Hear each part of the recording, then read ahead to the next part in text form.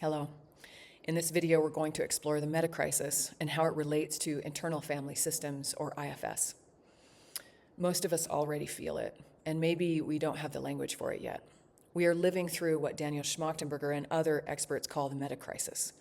This isn't a crisis, it's the metacrisis, the crisis that is an aggregation of all the other crises. And we've all seen the symptoms: climate breakdown, mass extinction, AI acceleration, political collapse and polarization, social fragmentation. It feels like the erosion of a shared reality. And maybe you've noticed it in small ways: fewer birds, fewer insects, more news of heat waves and wildfires. Most people right now are looking at these as separate problems: different news cycles, different natural disasters, different social movements. But Schmachtenberger, Nate Hagens, Nora Bateson, Zach Stein, and other experts invite us to look deeper.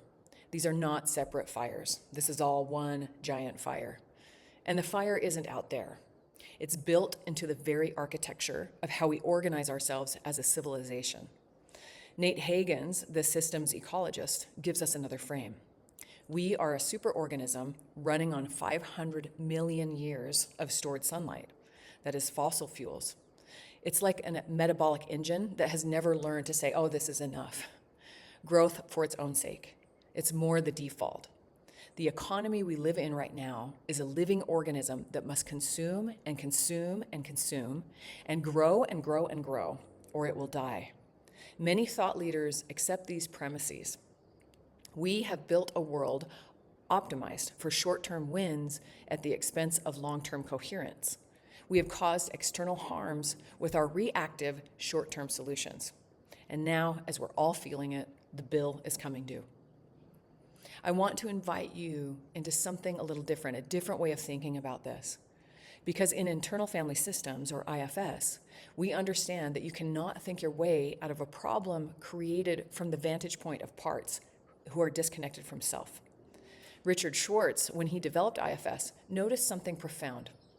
Inside every human being, there's not a single personality, but rather a multiplicity, a family of parts. There are the protectors who armor up and manage things. There are the firefighters who are addicted or dissociated to take us away from pain. And then there are the exiles who carry the old wounds, who are fragile and young and scared, and we tuck them away because we don't want to feel that pain. But behind all of that, all those parts, there is a self with a capital S, which is the quality of consciousness that is curious and calm, connected, compassionate, courageous, clear, creative, and most of all, present. It's important to remember that pure self-energy doesn't have any agenda. Self doesn't need to dominate others or dominate the situation. Self can hold the full horror of any situation and remain oriented toward what is good and true and what is generative. So here's a map I want to offer you. The metacrisis at its root is what happens when a civilization runs almost entirely from its protector parts, with almost no access to collective self-energy. Daniel Schmachtenberger talks about the Moloch. The Moloch is this entity, this energy that consumes forever. This is like a hydra with 1 million heads. This is the metacrisis. And each of the heads of the hydra are like parts that have been separated from self-energy, with the agenda to control, to endlessly consume, and to dominate. It is not connected to the whole. It is not connected to nature and to meaning. Through the IFS lens, we can recognize that our economic systems are run by managers who are parts that optimize, extract, compete, and control. And don't get me wrong, this has been absolutely brilliant. It has built the modern world. The problem is that it is separated from self-energy. Managers in IFS, when they're disconnected from self-energy, protect against something that they're terrified of feeling. And what are they protecting against? They're protecting against the exiles beneath, the parts that inevitably feel the grief of being disconnected from the living system, disconnected from our communities, from deep meaning, and from the sacred. Our polarized and increasingly authoritarian political systems are dominated by those firefighter parts. These are reactive parts that grab at power, stoke outrage, burn it all down. Other people and groups have scapegoats, rather than feeling the underlying wounds that we all carry. Those are othered and sent outside. And our media, our entertainment, our scrolling, our Netflix, our dopamine loops, these are firefighters too. They serve as dissociative parts, numbing agents, running us away from the exile's desperation and grief at the center of it all. Nate Hagens calls this our human predicament. We are a species with the cognitive complexity to see what we're doing and the behavioral wiring to keep us doing it compulsively anyway. It's not a logic problem, it's a parts problem. A firefighter of addiction and dissociation. We are collectively blended with our most frightened, most reactive, and most short-term gain parts. And this is where Schmachtenberger's idea of post-tragic becomes so important. He describes a kind of orientation, and take a breath to really feel this, not just understand it. So he breaks down the understanding of the metacrisis into 3 parts. Pre-tragic, where we're totally in denial and la-la land. Tragic, where we're totally overwhelmed by what's happening and shut down. And then post-tragic. And this is where you can hold the full weight of what's true without collapsing into despair, without bypassing into false hope. This is self-energy. To be able to hold with calm, connected compassion what is truly happening without turning away and without moving into denial. This is not optimism, and it's not pessimism either. It's something more like tragic beauty. It's a sense of preciousness and self-led protection for what remains. And the Jungians recognize this as well. Jungian James Hillman called this soul-making. It's the hero and heroine's journey.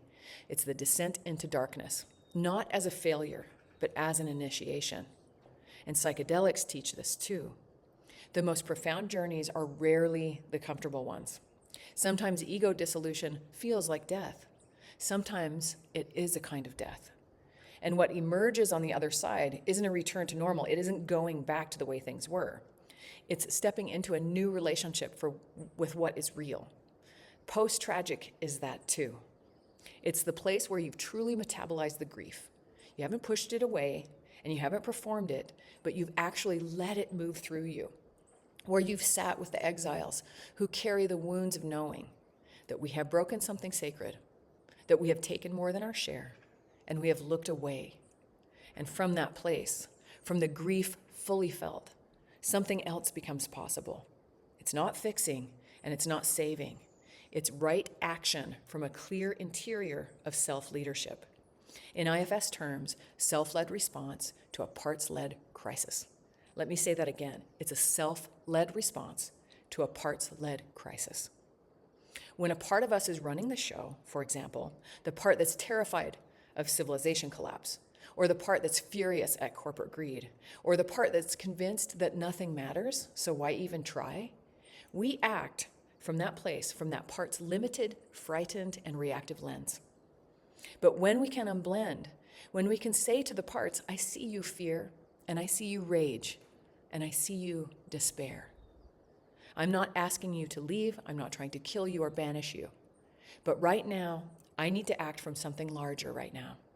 Something shifts, and this is self-energy meeting the metacrisis. This is a movement toward becoming post-tragic. And Schmachtenberger's third attractor is the idea that there's a path between dystopia and total extinction on one side, and a techno-utopian fantasy on the other. That third path requires this kind of interior orientation. You can't coordinate a civilization toward life-affirming values if the people doing the coordinating are run by their most defended parts. You can't build a regenerative world from a traumatized psyche. Let me say that again. You can't build a regenerative world from a traumatized psyche, either individually or collectively. So what does that ask of us? It's not performance, and it's not productivity. It's not 5 more action items. It asks for the capacity to be with what is true, to let grief land, to let the beauty of what we stand to lose, let it in, to let in what still exists, to actually touch us, to notice which parts of us want to run away, and offer those parts a little compassion before we ask them to step back. Because here's what I know from sitting with thousands of people in altered states and in therapy rooms and in circles. The parts that are most defended often carry the most love. The manager who's been hustling to fix the world, underneath that, there's a child who loves the earth so deeply it hurts. The firefighter who's been numbing out, underneath that, there's someone who saw too much too young and didn't have the capacity or the support to properly metabolize it. The exile who carries the grief of all of this, that part is not your weakness. That part is your compass toward compassion for all of Earth's creatures and for our Mother Earth herself. The metacrisis is very real, and the stakes are high. And the answer, the real answer, begins in the same place every genuine transformation begins. It's not out there, it's in here, in self, in your willingness to be with what is true, in your capacity to let self lead. It's in your courage, our courage, to grieve fully and love anyway. This is the post-tragic orientation. That is the third attractor, made interior. That is perhaps where the world has always waited for us to arrive.